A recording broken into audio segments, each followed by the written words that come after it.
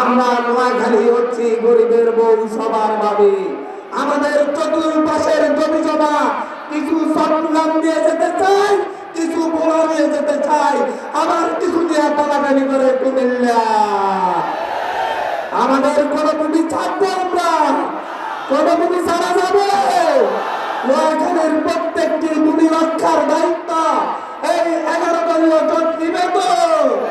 নিবে।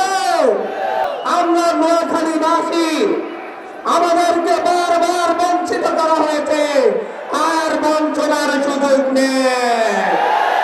আওয়ামী লীগ বঞ্চিত করেছে, বিএনপি বঞ্চিত করেছে, অন্তর্বর্তীকালীন সরকারও বঞ্চিত করছে।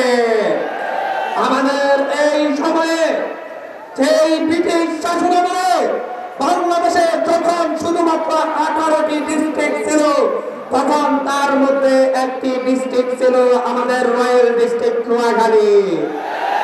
কিন্তু সেই নোয়াখালীকে বিভাগ না করে তার পূর্বেই কুমিল্লাকে বিভাগ করার ষড়যন্ত্রের প্রতিবাদ জানাচ্ছে। নোয়াখালীকে বিভাগ করতে হবে, নোয়াখালীকে বিভাগ করতে হবে। বিভাগ বিভাগ বিভাগ চাই, বিভাগ বিভাগ বিভাগ চাই, বিভাগ বিভাগ বিভাগ চাই। আমাদের এই নোয়াখালীতে প্রায় 50 লক্ষ মানুষের উপরে বসবাস, কিন্তু এই নোয়াখালীতে একটি মাত্র ভাঙ্গাচুরা ট্রেন চলে। আর কত বঞ্চনা সইতে হবে এই নোয়াখালীর মানুষকে? অবিলম্বে মিনিমাম 3টি ট্রেন বরাদ্দ করতে হবে নোয়াখালীর জন্য। নোয়াখালীর রেল লাইন চেয়ারম্যান ঘাট পর্যন্ত প্রসারিত করতে হবে। আমরা নোয়াখালী অঞ্চলের মানুষ এখনো বিমানবন্দর পাচ্ছি না, অথচ ছোট ছোট জেলা শুধুমাত্র বড় নেতার জন্মভূমি হওয়ার কারণে বিমানবন্দর পেয়ে গেছে। নোয়াখালী বিমানবন্দর চাই তো, চাই তো, চাই তো। সরাসরি বিমানে যাতে আমাদের প্রবাসী ভাইরা নোয়াখালীতে যাতায়াত করতে পারে তার নিশ্চয়তা চাই। এই নোয়াখালীতে এখন পর্যন্ত কোন অর্থনৈতিক জোন গড়ে তোলা হয় নাই। আমরা বলতে যাচ্ছি নোয়াখালীতে আমরা সমুদ্র নির্ভর অর্থনৈতিক জোন গড়ে তুলতে চাই। বাংলাদেশের প্রথম সমুদ্র নির্ভর অর্থনৈতিক জোন কোনটা হবে?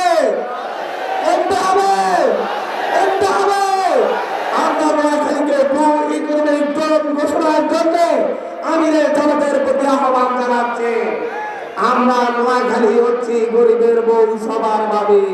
আমাদের চতুর্পাশের জমি জমা কিছু চট্টগ্রাম দিয়ে যেতে চাই, কিছু বোলা নিয়ে যেতে চাই, আবার কিছু দিয়ে টানাটানি করে কুমিল্লা। আমাদের কোন ভূমি ছাড়বো আমরা? কোন ভূমি ছাড়া যাবে? নোয়াখালীর প্রত্যেকটি ভূমি রক্ষার দায়িত্ব এই 11 দলীয় জোট নিবে তো? নিবে। আমরা এই নোয়াখালীতে আমাদের যে প্রশাসনিক হয়রানির শিকার হয়, এই নোয়াখালী অঞ্চলে কোন ধরনের নৌবাহিনীর স্থায়ী ক্যাম্প নেই, কোস্টগার্ডের স্থায়ী ক্যাম্প নেই। অতি দ্রুত